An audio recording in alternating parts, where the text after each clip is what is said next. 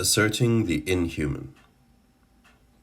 Critical analysis and the acceptance of the historical legacy of the Jacobins overlap in the real question to be raised.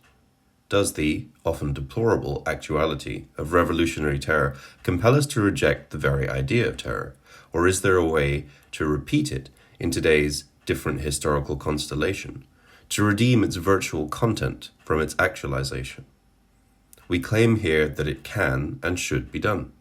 And the most concise formula of repeating the event designated by the name Robespierre is to pass from Robespierre's humanist terror to anti-humanist, or rather inhuman, terror.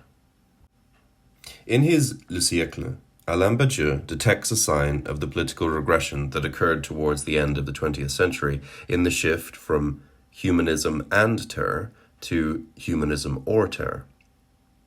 In 1946, Maurice Merleau-Ponty wrote Humanism and Terror, his defense of Soviet communism as involving a kind of Pascalian wager that announces the trope which Bernard Williams later called moral luck. The present terror will be retroactively justified if the society that emerges from it is truly human. Today, such a conjunction of terror and humanism is properly unthinkable. The predominant liberal view replaces and with or. Either humanism or terror. More precisely, there are 4 variations on this motif: humanism and terror, humanism or terror, each either in a positive or in a negative sense. Humanism and terror, in a positive sense, is what Merleau-Ponty elaborated.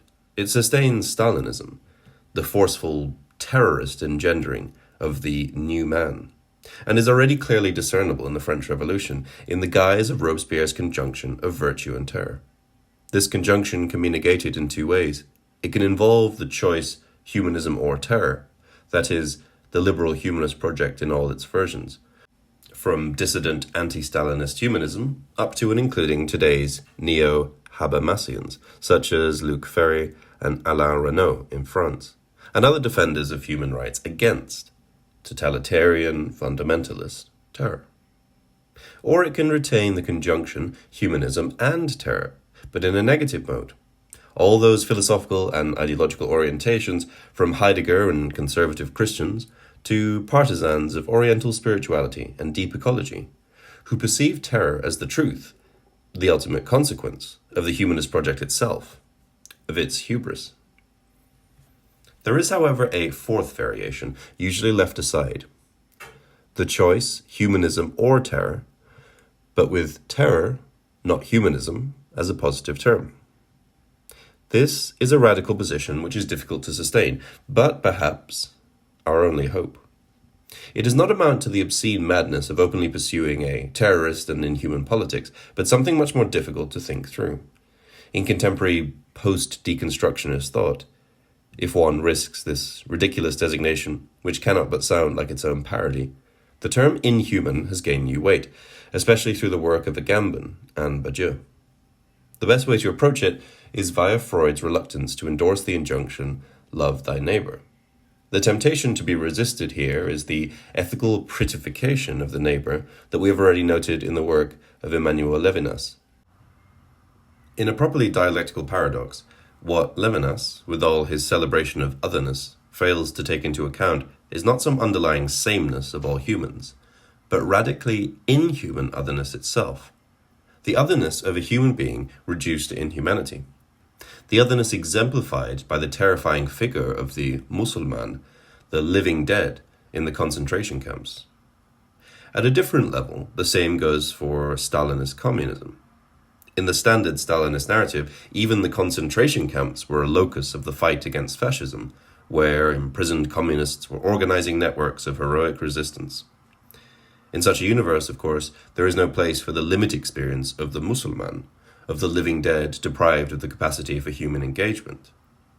No wonder that Stalinist communists were so eager to normalize the camps into just another site of the anti-fascist struggle, dismissing the Musulmaner as simply those who were too weak to endure the struggle. It is against this backdrop that one can understand why Lacan speaks of the inhuman core of the neighbor. Back in the 1960s, the era of structuralism, Louis Althusser launched the notorious formula of theoretical anti-humanism, demanding even, that it be supplemented by practical humanism. In our practice, we should act as humanists, respecting the others, treating them as free persons with full dignity, creators of their world. However, in theory, we should equally always bear in mind that humanism is an ideology, the way we spontaneously experience our predicament, and that true knowledge of humans and their history should treat individuals not as autonomous subjects, but as elements in a structure which follows its own laws. In contrast to Althusser, Lacan accomplishes the passage from theoretical to practical anti-humanism, that is, to an ethics that goes beyond the dimension of what Nietzsche called the human all too human, and confronts the inhuman core of humanity. This does not only mean an ethics which no longer denies, but fearlessly takes into account the latent monstrosity of being human, the diabolical dimension which exploded in phenomena usually covered by the concept name Auschwitz. An ethics that would be still possible after Auschwitz, to paraphrase Adorno.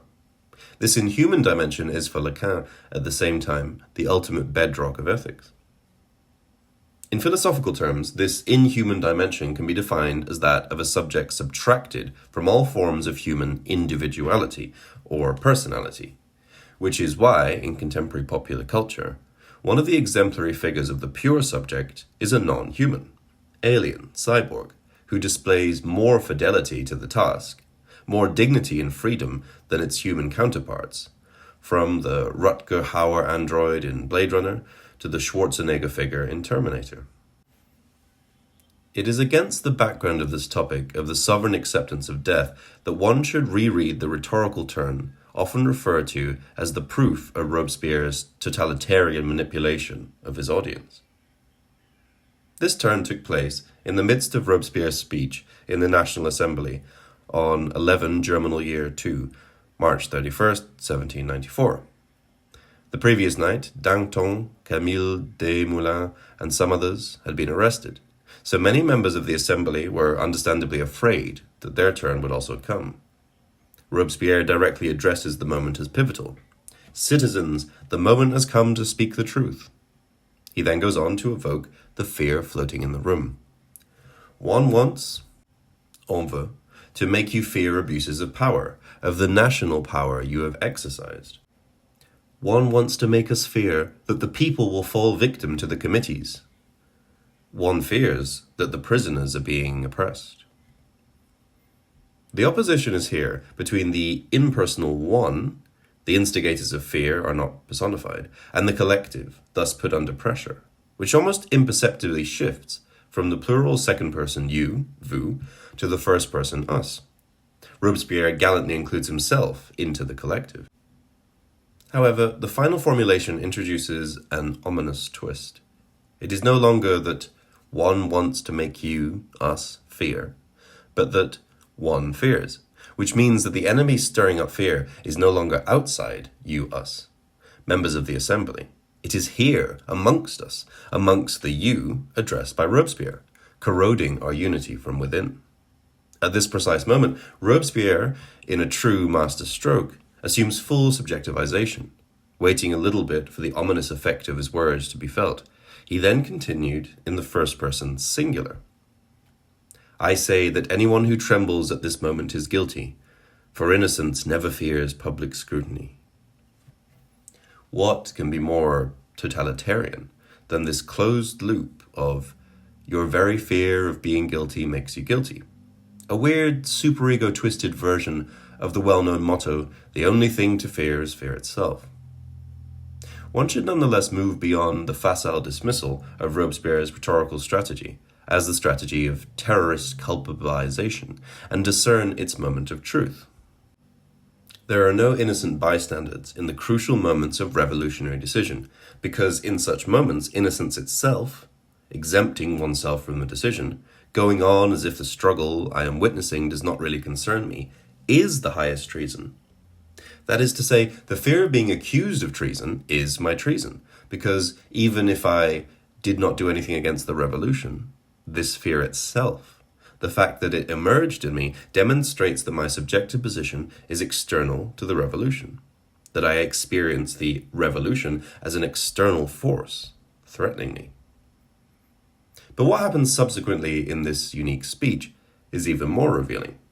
Robespierre directly addresses the touchy question that has to arise in the mind of his public. How can he himself be sure that he will not be the next in line to be accused? He is not the master exempted from the collective, the I outside we. After all, he was once very close to Danton, a powerful figure now under arrest. So what if tomorrow his proximity to Danton will be used against him? In short, how can Robespierre be sure that the process he unleashed will not swallow him? It is here that his position achieves sublime greatness. He fully accepts that the danger that now threatens Danton will tomorrow threaten him. The reason that he is so serene, that he is not afraid of this fate, is not that Danton was a traitor, while he, Robespierre, is pure, a direct embodiment of the people's will. It is that he, Robespierre, is not afraid to die. His eventual death will be a mere accident, which counts for nothing. What does danger matter to me? My life belongs to the fatherland. My heart is free from fear, and if I were to die, I would do so without reproach and without ignominy. Consequently, insofar as the shift from we to I can effectively be determined as the moment when the democratic mask falls off, and when Robespierre openly asserts himself as a master, up to this point we follow Lefort's analysis. The very term master has to be given here its full Hegelian weight. The master is the figure of sovereignty, the one who is not afraid to die, who is ready to risk everything. In other words, the ultimate meaning of Robespierre's first-person singular, I, is, I am not afraid to die. What authorizes him is simply this, not any kind of direct access to the big other. That is, he does not claim that he has direct access to the people's will which speaks through him. It is against this background that one should recall Mao Zedong's message to the hundreds of millions of downtrodden, a simple and touching message of courage. Do not be afraid of the big powers. Bigness is nothing to be afraid of. The big will be overthrown by the small will become big. The same message of courage sustains also Mao's infamous stance towards the prospect of a new atomic world war. We stand firmly for peace and against war, but if the imperialists insist on unleashing another war, we should not be afraid of it. Our attitude on this question is the same as our attitude towards any disturbance. First, we are against it. Second, we are not afraid of it. The First World War was followed by the birth of the Soviet Union, with a population of 200 million. The Second World War was followed by the emergence of the socialist camp, with a combined population of 900 million. If the imperialists insist on launching a third world war, it is certain that several hundred million more will turn to socialism, and then there will not be much room left on earth for the imperialists. It is all too easy to dismiss these lines as the empty posturing of a leader ready to sacrifice millions for his political goals, the extension ad absurdum of Mao's ruthless decision to starve tens of millions to death in the late 1950s. The flip side of this dismissive attitude is the basic message: we should not be afraid. Is this not the only correct attitude apropos war? First, we are against it. Second, we are not afraid of it. The logic of Mao's argument is very precise here. His, although we are against war, we are not afraid of it, inverts the imperialists' true attitude, which is, although we are for war, we are afraid of it. Imperialists are Nietzschean slaves. They need wars, but are afraid to lose their possessions to which they are attached, while the proletarians are the true aristocratic masters who do not want war. They do not need it, but are not afraid of it because they have nothing to lose. Mao's argument goes on to its terrifying conclusion. The United States cannot annihilate the Chinese nation with its small stack of atom bombs. Even if the US atom bombs were so powerful that, when dropped on China, they would make a hole right through the earth, or even blow it up, that would hardly mean anything to the universe as a whole, though it might be a major event for the solar system. There is obviously an inhuman madness in this argument. Is the fact that the destruction of planet Earth would hardly mean anything to the universe as a whole, not rather poor solace for the extinction of humanity? The argument only works if, in a Kantian way, one presupposes a pure transcendental subject, unaffected by this catastrophe, a subject which, although non-existent in reality, is operative as a virtual point of reference. Recall Husserl's dark dream from his Cartesian meditations of how the transcendental cogito would remain unaffected by a plague that would annihilate all humanity. It is easy, apropos this example, to score cheap points about the self-destructive background of transcendental subjectivity, and about how Husserl misses the paradox of what Foucault, in his Les mots et les choses, called the transcendental empirical doublet, of the link that forever attaches the transcendental ego to the empirical ego, so that the annihilation of the latter, by definition, leads to the disappearance of the first. However, what if fully recognizing this dependence as a fact, and nothing more than this, a bald fact of being, one nonetheless insists on the truth of its negation, the truth of the assertion of the independence of the subject with regard to the empirical individuals qua living beings? Che Guevara approached the same line of thought when, in the midst of the unbearable tension of the Cuban Missile Crisis, he advocated a fearless approach of risking the New World War, which would involve, at the very least, the total annihilation of the Cuban people. He praised the heroic readiness of the Cuban people to risk its own disappearance. Again, there is definitely something terrifying about this attitude. However, this terror is nothing less than the condition of freedom. This is how Yamamoto Jōchō, a Zen priest, described the proper attitude of a warrior. Every day, without fail, he should consider himself as dead. There is a saying of the elders that goes, "Step from under the eaves and you're a dead man. Leave the gate and the enemy is waiting." This is not a matter of being careful. It is to consider oneself as dead beforehand. This is why, according to Hillis Lowry, many Japanese soldiers in World War II performed their own funerals before leaving for the battlefield. Many of the soldiers in the present war are so determined to die on the battlefield that they conduct their own public funerals before leaving for the front. This holds no element of the ridiculous to the Japanese. Rather, it is admired as the spirit of the true samurai who enters the battle with no thought of return. This preemptive self-exclusion from the domain of the living, of course, turns the soldier into a properly sublime figure. Instead of dismissing this feature as part of fascistic militarism, one should assert it as also constitutive of a radical revolutionary position, which, as Seneca put it long ago in his Oedipus, demands of the subject to search for a way to wonder without mixing with the dead, and yet removed from the living. When, in the flashback scene from Bryan Singer's The Usual Suspects, the mysterious Kaiser Soze returns home and finds his wife and small daughter held at gunpoint by the members of a rival mob, he shoots his wife and daughter dead, and then declares that he will pursue the members of the rival gang mercilessly, tracking down their parents, families, and friends in order to kill them all. In a situation of a forced choice, the Soze subject makes the crazy, impossible choice of, in a way, striking at himself, at what is most precious to him. And this act, far from amounting to a case of impotent aggression turned towards oneself, rather changes the coordinates of the situation in which the subject found himself. By way of cutting himself loose from the precious object through whose possession the enemy kept him in check, the subject gains the space for a free act. The price of this freedom is, of course, terrible. The only way for the subject to neutralize the guilt of sacrificing his most precious objects is to turn himself into a king of the living dead, to renounce all personal idiosyncrasies and pleasures, and to dedicate his entire life to destroying all those who forced him to perform the sacrificial act. Such an inhuman position of absolute freedom. In my loneliness, I am free to do whatever I want.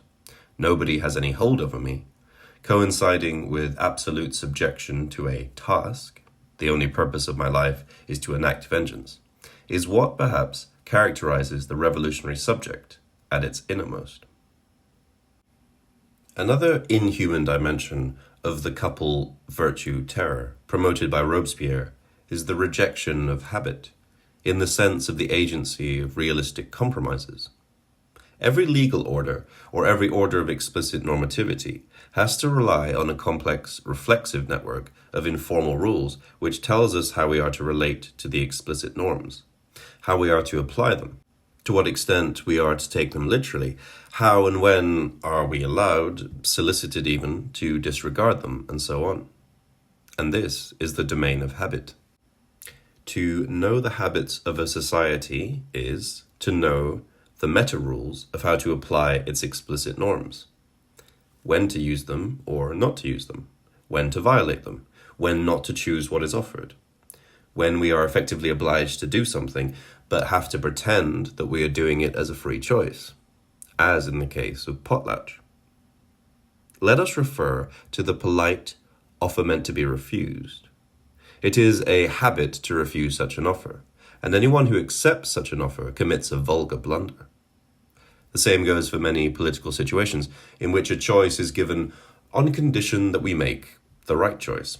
We are solemnly reminded that we can say no, but we are expected to reject this offer and enthusiastically say yes. With many sexual prohibitions, the situation is the opposite. The explicit no effectively functions as the implicit injunction, do it but in a discreet way. Measured against this background, revolutionary egalitarian figures from Robespierre to John Brown are, potentially at least, figures without habits. They refuse to take into account the habits that qualify the functioning of a universal rule. Such is the natural dominion of habit that we regard the most arbitrary conventions, sometimes indeed the most effective institutions, as absolute measures of truth or falsehood, justice or injustice. It does not even occur to us that most are inevitably still connected with the prejudices on which despotism fed us. We have been so long stooped under its yoke that we have some difficulty in raising ourselves to the eternal principles of reason. Anything that refers to the sacred source of all law seems to us to take on an illegal character, and the very order of nature seems to us a disorder. The majestic movements of a great people, the sublime fervours of virtue, often appear to our timid eyes as something like an erupting volcano, or the overthrow of political society.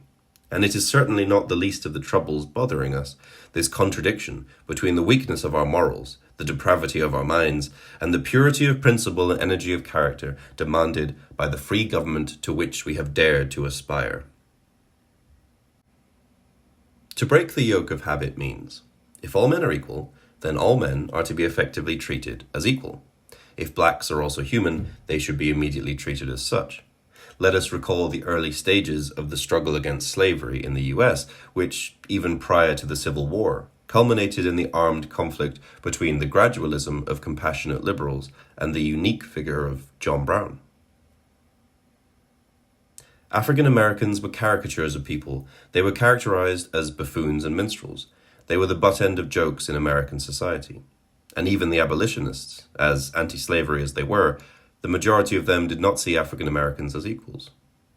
The majority of them, and this was something that African Americans complained about all the time, were willing to work for the end of slavery in the South, but they were not willing to work to end discrimination in the North. John Brown wasn't like that. For him, practicing egalitarianism was a first step toward ending slavery, and African Americans who came in contact with him knew this immediately. He made it very clear that he saw no difference, and he didn't make this clear by saying it, he made it clear by what he did. For this reason, John Brown is a key political figure in the history of the US. In his fervently Christian radical abolitionism, he came closest to introducing the Jacobin logic into the American political landscape. John Brown considered himself a complete egalitarian, and it was very important for him to practice egalitarianism on every level. He made it very clear that he saw no difference, and he didn't make this clear by saying it, he made it clear by what he did. Even today, long after slavery has been abolished, Brown is the polarizing figure in American collective memory. Those whites who support Brown are all the more precious, among them, surprisingly, Henry David Thoreau, the great opponent of violence. Against the standard dismissal of Brown as bloodthirsty, foolish, and insane, Thoreau painted a portrait of a peerless man whose embracement of a cause was unparalleled. He even goes as far as to liken Brown's execution — he states that he regards Brown as dead before his actual death — to Christ. Thoreau vents his rage at the scores of those who voiced their scorn for John Brown. They could not understand Brown due to their concrete stances and dead existences. They are not truly alive. Only a handful of men can be said to have lived. It is, however, this very consistent egalitarianism which also constitutes the limitation of Jacobin politics. Recall Marx's fundamental insight about the bourgeois limitation of the logic of equality. Capitalist inequalities, exploitation, are not the unprincipled violations of the principle of equality, but are absolutely inherent to the logic of equality. They are the paradoxical result of its consistent realization. What we have in mind here is not only the wearisome old motif of how market exchange presupposes formally, legally equal subjects who meet and interact in the market. The crucial moment of Marx's critique of bourgeois socialists is that capitalist exploitation does not involve any kind of unequal exchange between the worker and the capitalist. This exchange is fully equal and just. Ideally, in principle, the worker gets paid the full value of the commodity he is selling, his labor power. Of course, radical bourgeois revolutionaries are aware of this limitation.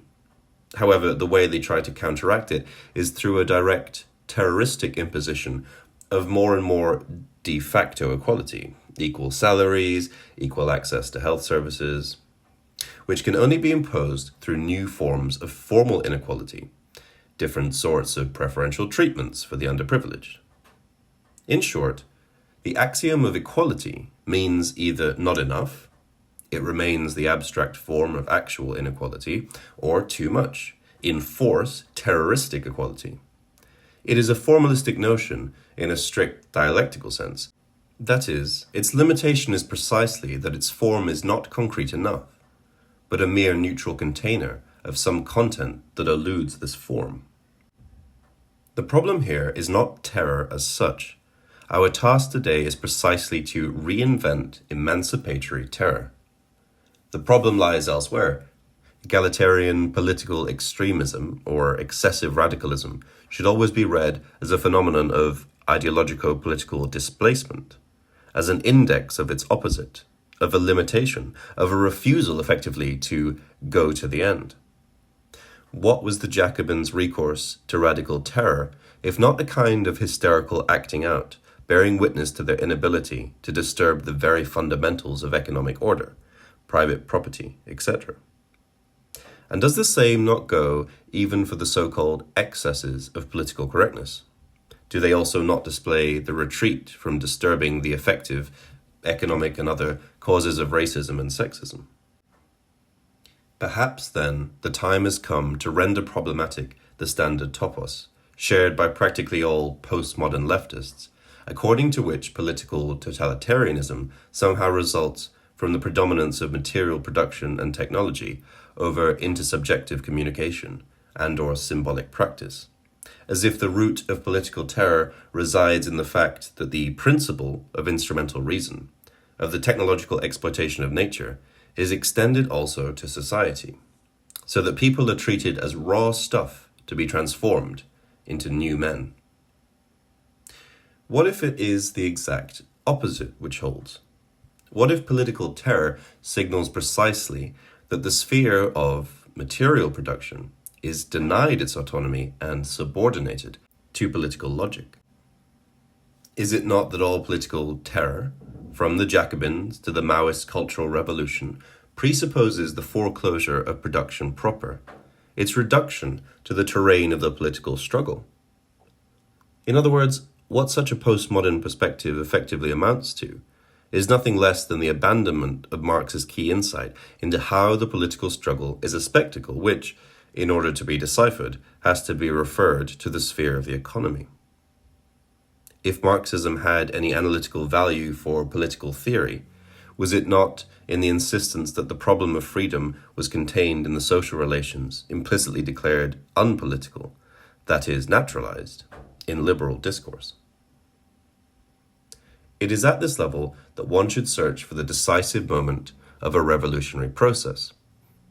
Say, in the case of the October Revolution, not the explosion of 1917 to 18, not even the civil war that followed, but the intense experimentation of the early 1920s, the desperate, often ridiculous attempts to invent new rituals of daily life, how to replace the pre-revolutionary marriage and funeral rituals, how to organize the most commonplace interaction in a factory, in an apartment block. It is at this level of what, as opposed to the abstract terror of the great political revolution, one is tempted to call the concrete terror of imposing a new order on quotidian reality, that the Jacobins and both the Soviet and the Chinese revolutions ultimately failed, not for lack of attempts in this direction for sure. The Jacobins were at their best not in the theatrics of terror, but in the utopian explosions of political imagination apropos the reorganization of the everyday. Everything was there, proposed in the course of the frantic activity condensed into a couple of years, from the self-organization of women to communal homes in which the old were to be able to spend their last years in peace and dignity. The harsh consequence to be accepted here is that this excess of egalitarian democracy over and above democratic procedure can only institutionalize itself in the guise of its opposite, as revolutionary democratic terror.